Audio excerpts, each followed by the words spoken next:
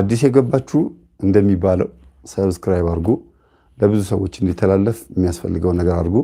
ቢያንስ 7000 ሰው ያየው ከሆነ 7000 ሰው ላይክ ቢያደርግ ዩቲዩብ ራሱ ወደ ብዙ ሰዎች ያሻግረዋል። ስለዚህ እዚህ አየር ላይ ያላችሁ በሙሉ አሁኑ ንኩት። ሄሎ ሄሎ፣ አቤት። ሄሎ፣ አቤት። ሰላም መምህር። እግዚአብሔር ይመስገን። በመጀመሪያ አመሰግናለሁ። በጣም ባንተ ትምህርት በጣም ብዙ ነገር ተቀይሬያለሁ። እግዚአብሔር አክብርልን። ምስጋናውን እግዚአብሔር ይውሰድ። አዎ፣ እና አንዳንድ አጫጭር ህልሞች ናቸው። ትምህርት ቤት በጣም ከህፃን ልጆች ጋር ትምህርት ቤት መሄድ፣ ትምህርት ቤት መዋል፣ እንደገና ደግሞ በራችን ላይ ቤታችን በር ላይ እባብ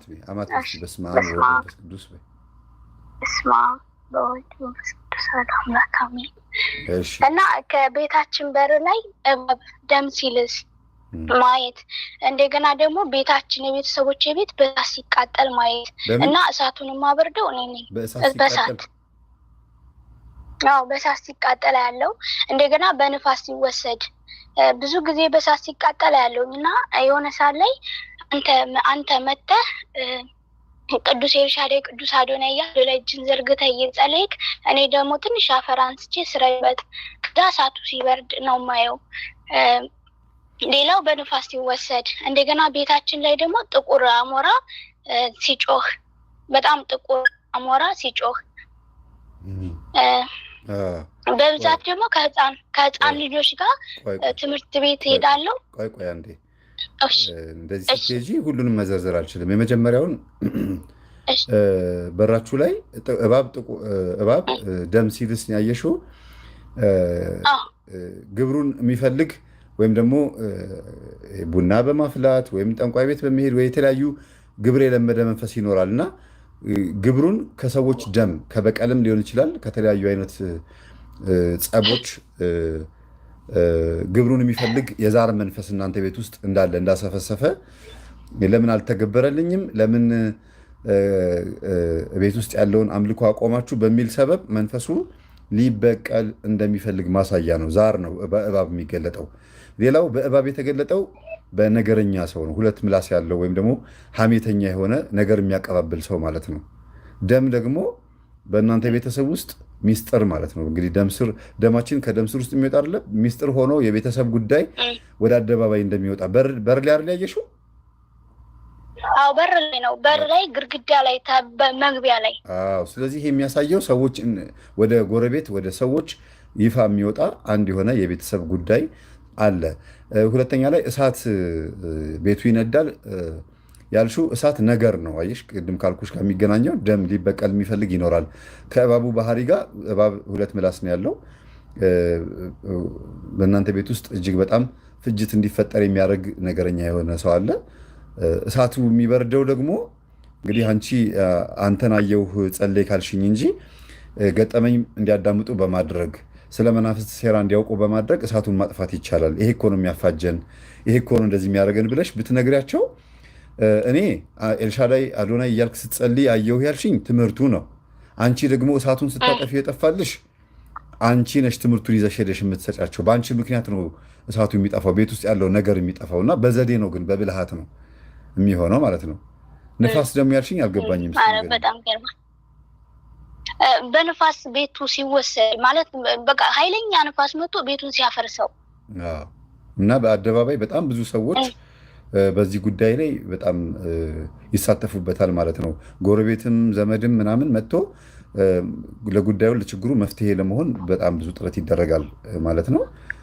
አሞራ ጥቁር አሞራ ማንዣበብ የሞት መልአክ ወይም መልአከ ሞት በዛ አካባቢ ላይ ያንዣበበ ነው። ሊሞት መናፍስቶች በጥላ ወጊም ሊሆን ይችላል በምንም እንዲሞት የሚፈልጉት አንድ የሆነ ሰው አለ ማለት ነው። እስቲ ንገሪኝ፣ ቤት ውስጥ የተፈጠረ ነገር አለ? አረ በጣም ይገርማል። እግዚአብሔር ይመስገን ስለ ሁሉም ነገር በጣም እግዚአብሔር ይመስገን። ነገር የተባለው አንተ እንዳልከው እናቴ ከወንድሟ በጣም ከምትወደው ወንድሟ ጋር ተጣልታ ለስድስት ዓመት ክስ ላይ ነበሩ፣ በመሬት የተነሳ ማለት ነው። እና በጣም ነበር እንትን የሚለው የሚያስጠላው የነበረው። በጣም ሩቅ መንገድ እየሄዱ ነው፣ ከሳይንት አጅባር እየሄዱ ነው በእግራቸው የሚካሰሱት። እና በመሬት የተነሳ በጣም ተፋጠው ነበረ ሁሉም ቤተሰብ ማለት ነው። እና እንደ አጋጣሚ ታረቁ፣ በትንሽ ነገር ታረቁ መጨረሻ ላይ ማለት ነው። ሌላው ከወንድሜ ጋር በጣም ትጣላለች። እናቴ ትንሽ ተረጋጋለች፣ ቤት ውስጥ ትጣላለች እና ወንድሜን እየለመንኩኝ እኔ ነኝ የምመልሰው። አየሽ፣ እሳቱን የምታጠፊው አንቺ ነሽ። አሁን ወንድምሽ ጋር ያለውን መንፈሳዊ ነገር ወይም ደግሞ ይሄ ትምህርቱን ብትሰጪውና እሱ በረድ ቢል እናትሽም እርግማናቸውን ያቆማሉ፣ የእርግማን መንፈሱም አይሰራም።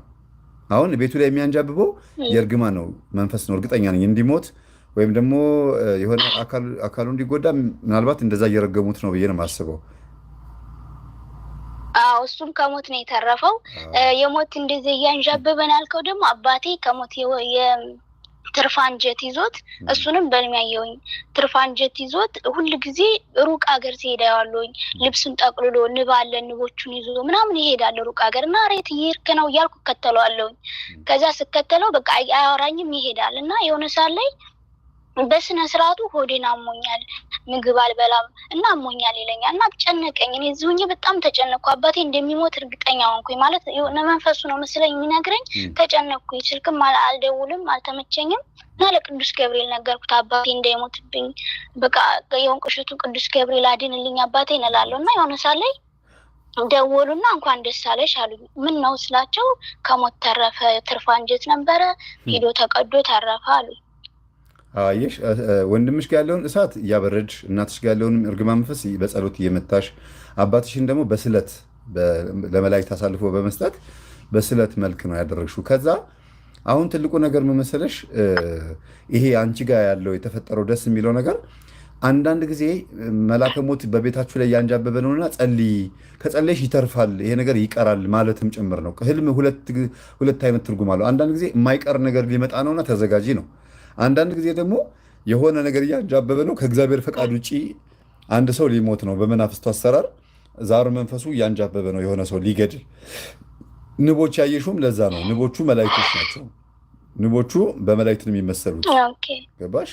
ንብ ብዙ ጊዜ እሾክም አላት ማርም አላት እና መላእክቶችን ኃያልነታቸውንና ቸርነታቸውን ወይም ደግሞ ለሰው ልጅ ያላቸውን እርዳታ ነው የሚያሳየው እና አባትሽ በዚህ እንደሚጠበቁ ማሳያም ጭምር ነው። በአንቺ ጸሎት ንቦቹ ወደዛ መሄዳቸውን ወይም መላእክቶቹ ወደዛ መሄዳቸውን ነው የሚያሳየው።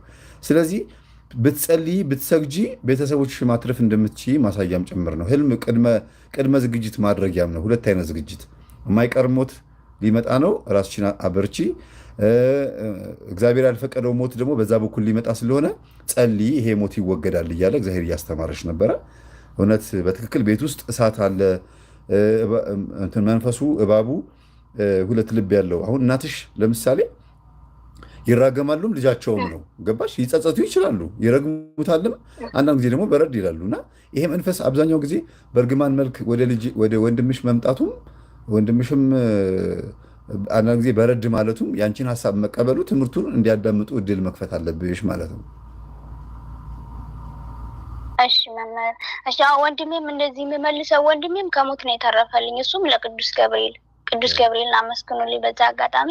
እሱም የዛገ ወስፌ ወቅቶት የዛገ ወስፌ ሲወጋ ለካ ወደ ሌላ ነገር ይቀየራልና ሰፈራችንም አንድ ጓደኛው ሙቷል በእንደዛ ምክንያት ማለት ነው። እና እሱም ወስፌ ወቅቶት ግን አልደማብኝም ብሎ ዝም ብሎ ልክ 15 ቀን ሲሆነው ጣለው እና ደሴ ሆስፒታል ገብቶ በጣም ነው የሚገርመው። ደሴ ሆስፒታል ሲገባ ሆስፒታሎቹ እንደዚህ አይነት ነገር እኮ አይድንም አይተርፍም ብለው በቃ ዳነ። እኔ ደግሞ ልማይቼ ነበረ የሆነ ረግረግ ነገር ሲረግጠው እንዳትረግጠው ትሞታለህ እንዳረግጠው እያልኩት ረግጠው ሲሄድ እና እሪ ብዬ ነው የተነሳሁት። የዛን ሰዓት ለአንድ ወር ያህል ሰላም አጥቼ ይለቃል ለቅዱስ ገብርኤል ነገርኩት። እንደዛም ሆኖ ተርፎልኛል እሱ።